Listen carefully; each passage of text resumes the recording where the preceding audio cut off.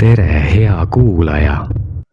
Täna ma mõtisklen sellest, kuidas mõte kinkis meile eneseteadvuse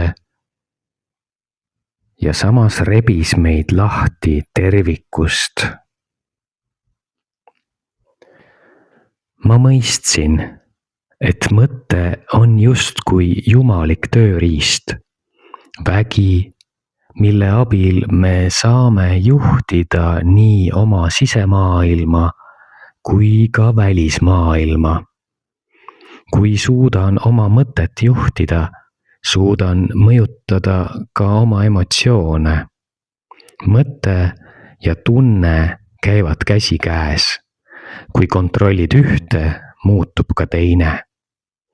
Filosoofid nagu Descartes on rõhutanud cogito ergo sum. Ma mõtlen, järelikult ma olen.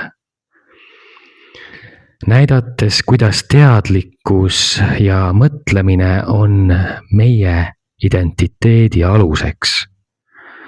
Samas on ida filosoofiates, näiteks budismis rõhutatud mõtte ja mina illusiooni lahtilaskmist, et jõuda tõelise vabaduseni.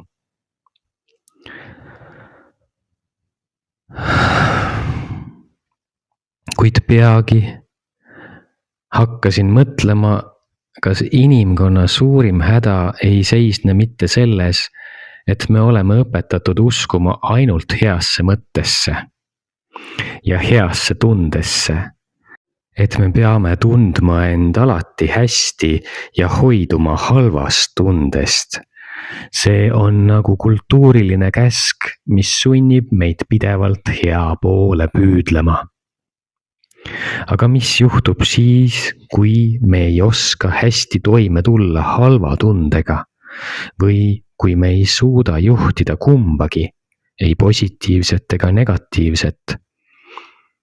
Kas see lääne ühiskonna deviis alati olla hea ei ole lõpuks hoopis hukatuslik? Kus tekkis teadlikkus ja duaalsus? Kui me mõtleme sügavamalt, jõuame küsimuseni, kuidas teadlikkus üldse tekkis ja kuidas koos sellega sündis duaalsus, vastandumine, mille sees me nüüd elame. Alguses oli inimene osa tervikust. Kõik oli üks voog, kus puud, päike, tuul ja inimene olid lahutamatult seotud. Siis tekkis teadlikkus, eneseteadvus, mis tõi kaasa jagamise, mina versus maailm, hing versus keha, valgus versus vari. Duaalsus sai mehhanismiks, mille kaudu püüdsime mõista oma eksistentsi ja kontrollida seda, mis näis meile segase ja hirmutavana. See on nagu vahepealne sild, mida mööda astusime mina juurde, aga see sild võib kinni kukkuda ja eraldada meid tervikust. Me oleme nagu pooljumalad, võimsad, kuid need pooljumalad sõltuvad ikkagi elu tervikust. Kogu see püüdlus ainult head tunda ja halba vältida on nagu peen mask või lõks. Me tahame tunda end hästi, isegi siis, kui selle nimel teeme halba. Tasakaal ja teadlikkus. Inimene ei pea olema oma emotsioonide või mõtete vang ega kandma ainult rõõmu või siis valukoormat.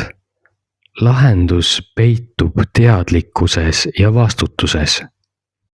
Me oleme õppinud mõtlema endast eraldi, justkui oleksime midagi muud kui see maailm, mille sees me hingame. Duaalsus, mis kord andis meile eneseteadvuse, on nüüd loonud illusiooni, et loodus on seal ja meie oleme siin ja kui maailm pole enam osa meist, siis võime seda ka kulutada, pigistada, isegi hävitada, sest see asub ju väljaspool meid. Tasakaal sünnib siis, kui me ärkame sellest illusioonist. Kui suudame teadlikult ja hoolivalt võtta vastutuse oma mõtete, tunnete ja tegude eest, nii heade kui halbade.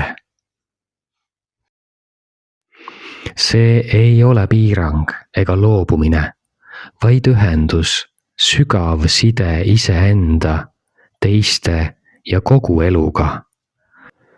Alles siis võib voolamine, tõeline vabadus ja sisemine rahu sündida, kui suudame mõista elu tervikut, nii valu kui rõõmu.